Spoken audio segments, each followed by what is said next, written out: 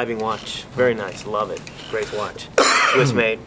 So you were in the room when I was with Jackie and Chris, and they kind of confided to me and told me that you're not really needed for a Rush Hour movie. Yeah, no, I'm not at all.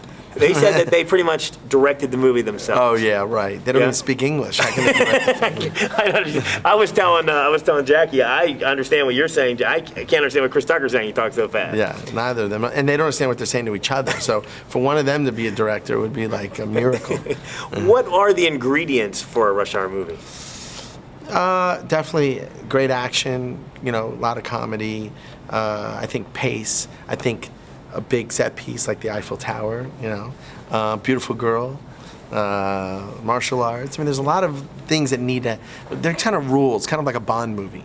There's always a great villain, a beautiful girl. Certain things have to happen for Rush Hour to exist, especially, yeah. You mentioned pace in a Bond movie. This movie opens up and just keeps going. Yeah. I mean, that was simply amazing. I have ADD and I do not like long movies, and I just keep it going. I just, my attention span is very short, so I want the audiences to enjoy it. Some of the great. There's a stunt in this movie where I don't know if it's a dummy or a guy. A guy goes flying through a car, goes right through the windshield. No, that was a guy. That was a guy. Was a guy insane? He had a something on his head, I think. But Really? It was so fast you didn't see it. How complex are just setting up stunts like that? Because I've never seen a stunt like that, and it's getting very hard to top things that are. It was pretty simple, but what it is it's old school. It's not digital. It's not CGI enhanced. It's practical, and when you see it, it's visceral. It feels, wow, We're always trying to top ourselves. Every department in the movie, the stunt coordinator,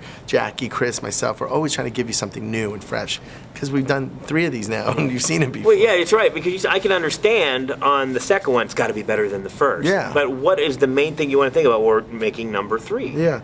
Going back to the first, which was the kind of the start of it all, why did the one work so well? Why is it so great? It's because it had heart.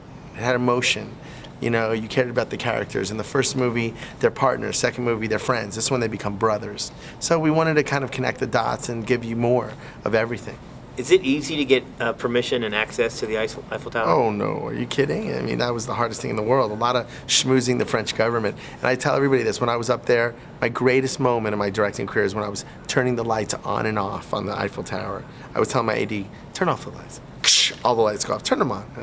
That was an amazing moment for me. And you filmed in the sewer. What was that? All that stuff floating in the sewer? Was that not the sewer? That was duty. Oh. Doo-doo. and you have no problem putting the stars of your movie in the sewer. Oh no, they drink that stuff all the time. No, it was fake. It was a set. I mean, it's movie magic, but it looked good. Yeah. In my mind, it was. It's how you color it. Oh, really? Brown is a good color for the sewer. Okay, I'll keep that in mind if I ever make a movie. Speaking of directors, you actually got a director to do a cameo, or actually not a cameo, got a role. I have 2 directors in the movie. Roman Polanski, of course, is my favorite director in the world, and Ivan Attal, who plays George the cab driver, is a famous French director. I did not know that. Yeah. So I love working with directors. Yeah, he did a great job. And how do they take being directed? They love it. Directors understand. They're directors. They know what it takes to make a movie. They're the easiest guys you can ever work with. Amazing. Yeah. And finally, why aren't you directing the Wolverine movie?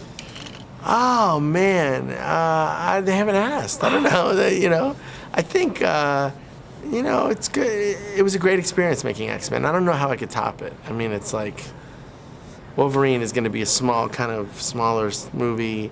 And I think very different from X-Men, but still in the same genre. Well, but I would love to do it if they ask. Yeah. All right, nice Thanks so meeting you. much.